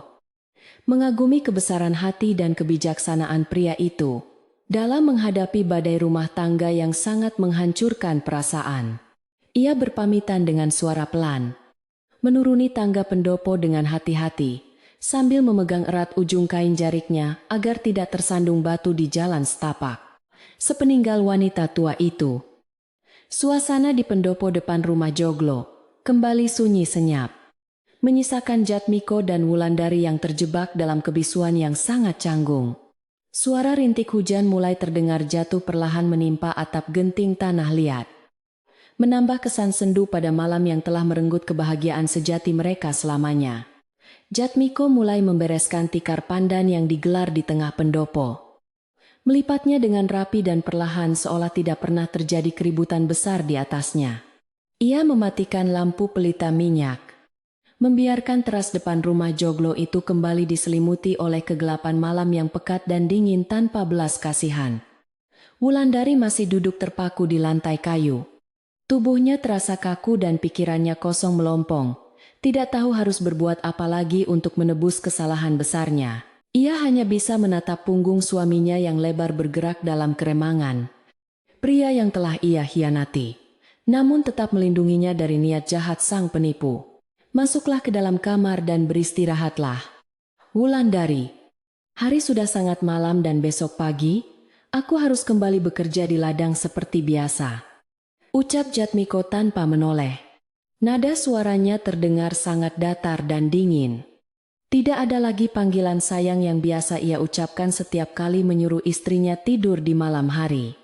Jatmiko melangkah masuk ke dalam rumah terlebih dahulu, menutup pintu kayu jati dengan pelan, namun meninggalkan suara derit engsel yang terdengar sangat menyayat hati. Wulandari ditinggalkan sendirian di teras yang gelap, menangisi kebodohannya yang telah menghancurkan kehangatan rumah tangga yang selama ini menjadi tempat perlindungannya. Di dalam kamar tidur mereka yang remang-remang, Jatmiko merebahkan tubuhnya yang terasa sangat lelah di atas ranjang kayu bambu beralaskan kasur kapuk tipis. Matanya menatap lurus ke arah langit-langit kamar yang gelap. Pikirannya melayang memikirkan nasib pernikahannya, yang kini terasa seperti cangkang kosong tanpa isi yang bermakna. Ia telah berhasil mempertahankan rumah Joglo ini dari tangan orang jahat. Namun roh kedamaian yang mendiami tempat ini telah pergi entah kemana malam ini. Jatmiko memejamkan matanya, membiarkan sebutir air mata kepedihan mengalir turun dari sudut matanya membasahi bantal, menangisi cinta tulusnya yang dikhianati begitu saja. Sementara itu, Wulandari perlahan bangkit dari lantai pendopo yang dingin dengan sisa tenaga yang ia miliki setelah terkuras habis oleh tangisan penyesalan panjang. Ia berjalan tertatih memasuki rumah Joglo, melewati ruang tengah yang gelap gulita menuju dapur, tempat ia biasa memasak hidangan hangat untuk suaminya tercinta. Di sana, ia terduduk di depan tungku kayu yang telah lama mati, memeluk kedua lututnya, sambil membayangkan betapa bahagianya hidupnya sebelum Danarta datang merusak segalanya. Penyesalan yang datang terlambat itu, kini menjadi duri tajam yang akan terus menancap dan berdarah di dalam dadanya hingga akhir hayatnya di dunia ini. Pagi hari menyapa desa Kalikuning dengan hembusan angin sejuk yang membawa aroma tanah basah sisa hujan semalam. Kabut tipis perlahan terangkat dari sela-sela rimbunnya pepohonan bambu, memperlihatkan kembali keindahan alam pedesaan yang selalu damai. Di rumah Joglo milik Jatmiko, suasana terasa sangat berbeda dibandingkan dengan pagi-pagi sebelumnya yang selalu penuh kehangatan. Tidak ada lagi desas-desus liar yang terdengar dari arah pasar maupun sungai tempat para ibu berkumpul mencuci pakaian. Penduduk desa tampaknya telah melupakan kabar tentang saudagar kain sutra yang tiba-tiba menghilang tanpa jejak sebelum fajar menyingsing. Wulandari terbangun dari tidurnya yang gelisah dengan mata yang masih sembab akibat menangis semalaman di sudut dapur yang dingin. Ia memandang ke arah tempat tidur kayu dan menyadari bahwa suaminya telah bangun lebih awal dan meninggalkannya sendirian. Selimut kain katun kasar terlipat rapi di sudut ranjang, menandakan bahwa Jatmiko tetap menjaga keteraturannya meskipun hatinya sedang hancur. Dengan langkah gontai, Wulandari berjalan keluar kamar menuju halaman depan untuk memulai rutinitas hariannya menyapu daun-daun mangga yang gugur. Suara sapu lidi yang bergesekan dengan tanah terdengar sangat pelan, seolah takut mengganggu kesunyian yang kini menguasai rumah. Sambil menyapu pelataran tanah yang sedikit lembab, air mata Wulandari kembali menetes tanpa bisa ia tahan lagi. Setiap ayunan sapu lidinya terasa sangat berat, membawa beban penyesalan yang tidak akan pernah bisa terhapus oleh waktu. Ia menatap tiang-tiang kayu jati berukir indah di pendopo, mengingat betapa keras perjuangan Jatmiko untuk mempertahankan rumah ini. Pengkhianatannya nyaris saja merampas satu-satunya tempat bernaung yang paling aman bagi mereka berdua dari kekejaman dunia luar. Wulandari menyeka air matanya dengan ujung lengan kebayanya, berjanji dalam hati untuk menebus semua kesalahannya selama sisa hidupnya.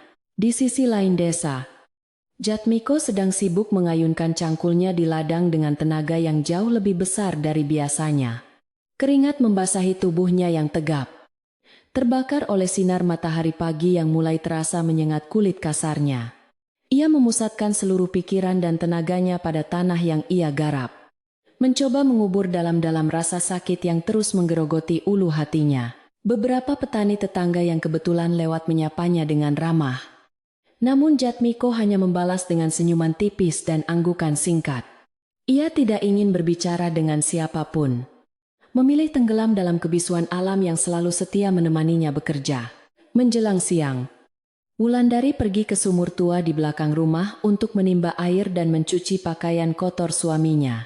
Saat ia menarik tali timba, bayangan kejadian pahit di tempat itu kembali berkelebat di benaknya dengan sangat jelas. Disinilah Jatmiko menemukan sapu tangan sutra dan surat rahasia yang menjadi bukti tak terbantahkan dari perselingkuhan batinnya.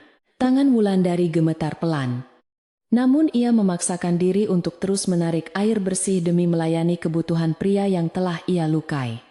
Ia mencuci setiap helai pakaian Jatmiko dengan sangat teliti, membersihkan setiap noda, seakan sedang menyucikan dosa-dosanya sendiri. Di dapur tungku kayunya yang sederhana, Wulandari mulai menyiapkan makan siang dengan bahan-bahan terbaik yang tersisa di rumah.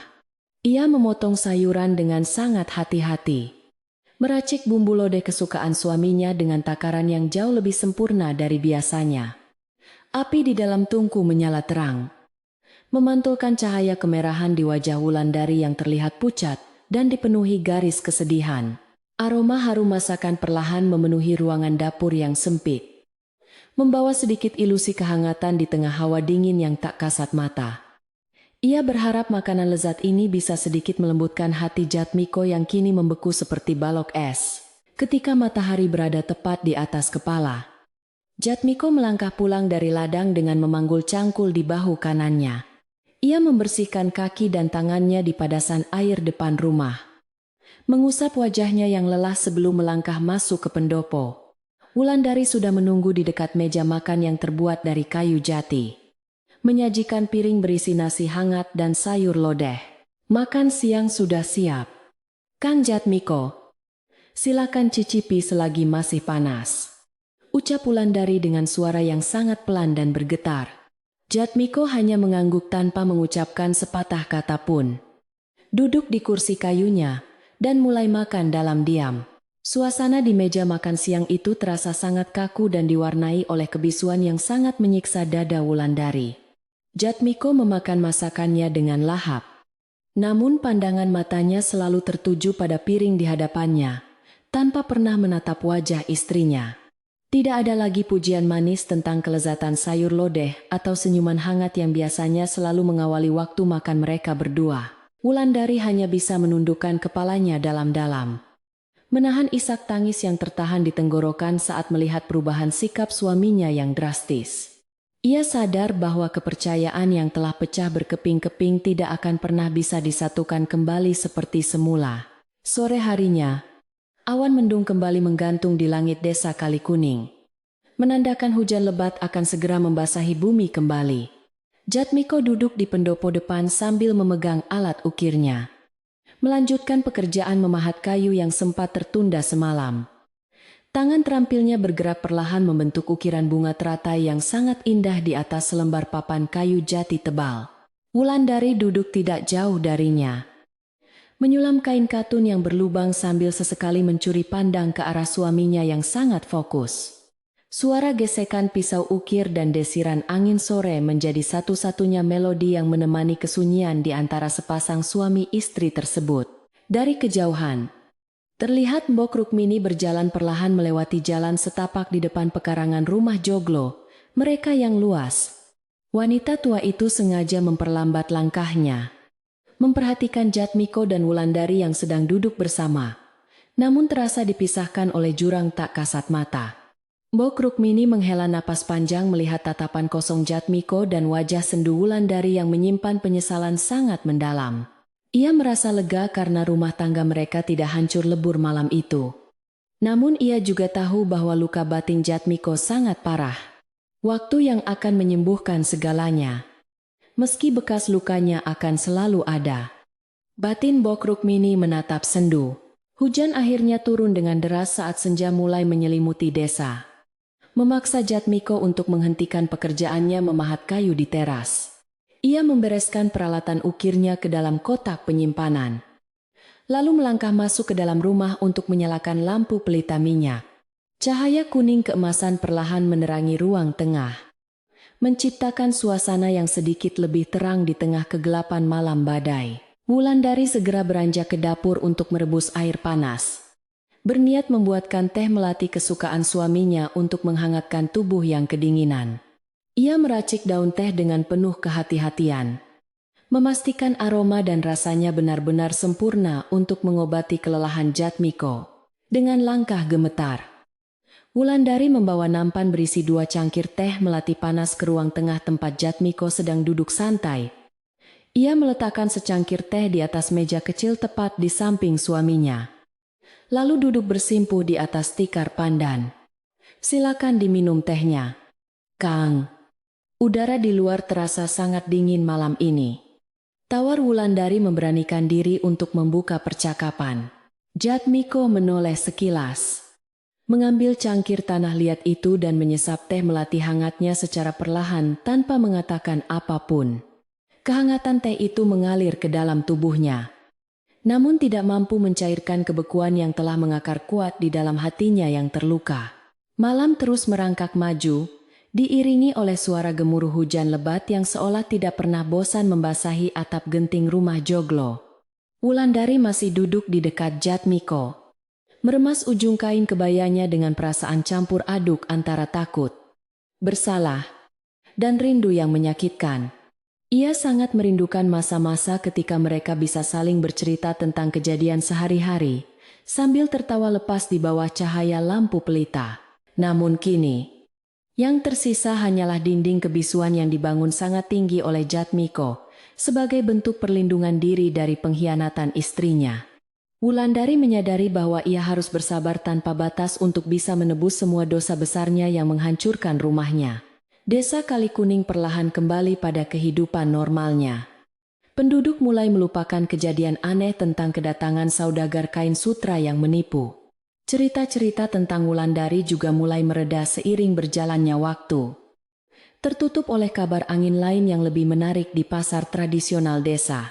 Tidak ada yang tahu secara pasti apa yang terjadi pada malam badai di teras joglo itu selain Jatmiko, Wulandari, dan Mbok Rukmini. Warga desa hanya melihat bahwa keluarga perajin kayu itu tetap utuh, dan rumah mereka berdiri kokoh tanpa ada kerusakan sedikit pun. Rahasia kelam itu tersimpan sangat rapat di balik dinding kayu jati yang tebal. Meskipun pandangan orang luar terlihat sempurna, penderitaan Wulandari justru terasa semakin berat, seiring berlalunya hari-hari yang penuh keheningan menyiksa. Ia mengabdikan seluruh hidupnya untuk melayani Jatmiko dengan sebaik-baiknya, memastikan rumah selalu bersih dan makanan lezat selalu tersedia tepat waktu. Setiap pagi ia menyapu halaman hingga bersih tanpa ada satupun daun kering yang tersisa mengotori pemandangan di sekitar pekarangan rumah. Ia berharap semua pengabdian tulusnya ini suatu hari nanti bisa menghapus bayangan masa lalu yang telah menghancurkan senyum manis suaminya. Namun, Jatmiko tetap menjadi sosok yang pendiam, tenang, namun tidak pernah lagi menyentuh hati istrinya. Pada suatu malam bulan purnama yang cerah, langit bersih dari awan mendung dan taburan bintang terlihat sangat indah berkelap-kelip. Jatmiko duduk sendirian di pendopo depan, menikmati embusan angin malam yang sejuk sambil memandangi keindahan halaman rumah joglo yang terawat rapi. Wulandari keluar dari dalam rumah membawa sepiring singkong rebus hangat. Meletakkannya di dekat suaminya, lalu ikut duduk menemani dalam keheningan panjang. Bulan purnama malam ini sangat terang benderang ya, Kang Jatmiko. Ucap Wulandari memecah kesunyian dengan suara yang sangat pelan dan hati-hati. Jatmiko hanya mengangguk pelan. Pandangan matanya tetap tertuju lurus ke arah langit malam yang tak berbatas. Dalam keheningan di bawah cahaya bulan itu, Wulandari kembali merasakan rasa sakit yang luar biasa menjalar di seluruh dadanya. Ia menyadari bahwa tubuh suaminya memang berada di sisinya. Namun jiwa pria itu telah menjauh meninggalkannya dalam kesendirian yang amat sangat menyiksa. Jatmiko tidak memarahinya, tidak memukulnya, dan tidak mengusirnya dari rumah joglo ini. Namun hukuman kebisuan ini jauh lebih berat dari apapun. Wulandari menatap ukiran kayu pilar rumah yang kokoh. Menyadari bahwa ia telah berhasil menyelamatkan tempat bernaungnya, namun kehilangan cinta di dalamnya. Ia hanya bisa menangis diam-diam dalam hati meratapi kebodohannya di masa lalu. Jatmiko bukannya tidak merasakan kesedihan istrinya. Hatinya yang terbuat dari kebaikan sebenarnya juga ikut terluka melihat penderitaan Wulandari setiap hari. Namun, rasa kecewa akibat pengkhianatan itu terlalu besar untuk bisa ia lupakan begitu saja, seolah tidak pernah terjadi apa-apa di antara mereka. Ia telah memaafkan Wulandari di malam badai itu, demi menjaga keutuhan rumah peninggalan orang tuanya. Namun, kepercayaannya telah musnah menjadi abu kelabu. Jatmiko memilih untuk menjalani hidupnya dengan tenang sebagai seorang petani dan perajin kayu. Menjalankan kewajibannya sebagai suami tanpa ikatan emosional mendalam. Cinta yang dulunya menyala terang kini telah berubah menjadi bara api redup tertiup angin. Hari-hari di desa Kalikuning terus berganti. Musim kemarau datang menggantikan hujan, mengubah daun-daun mangga menjadi kuning dan berguguran di halaman luas. Wulandari tetap setia menjalankan tugasnya menyapu daun-daun kering itu setiap pagi. Sebuah rutinitas penebusan dosa yang tidak pernah ia tinggalkan seharipun. Sesekali, Mbok Rukmini mampir ke rumah untuk sekadar mengobrol ringan dan menemani Wulandari yang sering melamun sendirian di dapur tungku kayunya. Wanita tua itu selalu memberikan semangat agar Wulandari tidak menyerah dalam melayani suaminya. Meyakinkan bahwa kebaikan pasti akan berbalas kebaikan pula nantinya. Teruslah berbuat baik, Nuk. Walau hatimu hancur berkeping-keping karena kesalahanmu yang fatal. Nasihat Mbok Rukmini. Kedatangan saudagar kain palsu bernama Danarta kini hanya menjadi sebuah dongeng kelam yang tersimpan rapi di dasar memori ketiga orang tersebut. Jatmiko memastikan bahwa nama pria pengecut itu tidak pernah lagi disebut-sebut di dalam batas rumah joglo miliknya yang suci dan terhormat. Kehidupan mereka berdua kini seperti sebuah aliran sungai yang tenang di permukaannya, namun menyimpan arus bawah yang sangat dingin dan mematikan. Wulandari menerima nasibnya dengan lapang dada, menyadari bahwa penyesalan yang terlambat memang selalu membawa harga mahal yang harus dibayar seumur hidupnya. Ia bertekad untuk tidak pernah lagi menoleh pada masa lalu yang menghancurkan kedamaiannya. Menjelang akhir tahun, panen padi di ladang Jatmiko berhasil dengan sangat melimpah ruah, berkat kerja kerasnya yang tanpa henti setiap hari. Ia membawa pulang berkarung-karung gabah berkualitas terbaik, dan menyimpannya di dalam gudang bambu dengan sangat teliti dan hati-hati penuh perhitungan. Wulandari membantu merapikan karung-karung tersebut, menata semuanya dengan rapi tanpa berani menyentuh sudut tempat. Ia dulu menyembunyikan gelang kayu masa lalunya. Kenangan pahit tentang pencurian gabah demi seorang penipu itu kembali muncul, membuat Wulandari menundukkan kepala karena malu pada suaminya yang sangat pekerja keras. Jatmiko mengunci gudang tersebut, memastikan hasil keringatnya aman dari gangguan apapun selamanya. Di malam hari setelah panen besar, Wulandari memasak tumpeng nasi kuning sederhana sebagai bentuk rasa syukur atas rezeki yang melimpah ruah tersebut. Ia menyajikannya di tengah ruang pendopo, tempat yang sama di mana kebenaran pahit itu pernah diungkap beberapa bulan yang lalu dengan dramatis. Jatmiko duduk bersila, memimpin doa dengan khusyuk sebelum mereka berdua memotong tumpeng dan memakannya dalam suasana yang hening, namun penuh kedamaian semu. Hati Jatmiko perlahan mulai berdamai dengan kenyataan hidupnya. Menerima Wulandari sebagai pendamping hidupnya kembali, meskipun tanpa kehangatan asmara seperti masa pengantin baru. Ia menghargai usaha istrinya yang terus mencoba memperbaiki diri setiap hari tanpa mengenal lelah. Angin malam berhembus sangat lembut melewati tiang-tiang kayu jati pendopo, membawa aroma bunga kantil yang mekar di sudut pekarangan rumah joglo. Wulandari menyeduhkan teh hangat untuk suaminya, meletakkannya di atas meja dengan senyum tipis yang tulus memancar dari bibirnya yang pucat pasi. Jatmiko membalas senyuman itu dengan anggukan kecil. Sebuah kemajuan kecil yang membuat dada Wulandari terasa sedikit lebih ringan dari hari-hari sebelumnya. Mereka berdua duduk menatap kegelapan malam, menyadari bahwa rumah tangga mereka telah melewati ujian badai yang sangat dahsyat dan masih tetap berdiri tegak. Bangunan kayu ini berhasil dipertahankan, meskipun banyak hal di dalamnya telah berubah selamanya. Di luar pagar bambu rumah joglo yang kokoh, Mbok Rukmini sedang berjalan pulang dari warung dengan membawa pelita minyak di tangannya. Ia berhenti sejenak, mengintip dari sela-sela pagar dan melihat sepasang suami istri itu sedang duduk minum teh bersama di teras pendopo dengan tenang. Senyum kelegaan mengembang di wajah keriput wanita tua itu. Merasa bahagia melihat anak asuhnya akhirnya bisa menemukan kedamaian, meskipun dalam bentuk yang berbeda. Ia tahu bahwa Jatmiko adalah pria berhati emas yang luar biasa sabar, dan Wulandari telah belajar dari kesalahannya dengan sangat baik. Suasana desa Kalikuning malam itu terasa sangat syahdu. Mbok Rukmini kembali melanjutkan langkah kakinya yang lambat menyusuri jalan setapak berbatu di bawah cahaya bulan purnama yang menyinari bumi pedesaan. Ia menatap ke arah bayangan pepohonan besar yang menari di tiup angin, merenungkan kisah kehidupan rumah tangga anak asuhnya yang penuh dengan pelajaran berharga, sambil membenarkan letak kain jariknya. Wanita tua itu bergumam pelan di tengah kesunyian malam yang merengkuh desa Kalikuning dengan penuh kedamaian mutlak. Kaca yang retak memang bisa disatukan kembali bingkainya, tetapi bayangan yang terpantul di dalamnya tak akan pernah utuh seperti sedia kala. Gumam Mbok Rukmini lirih menutup kisah ini.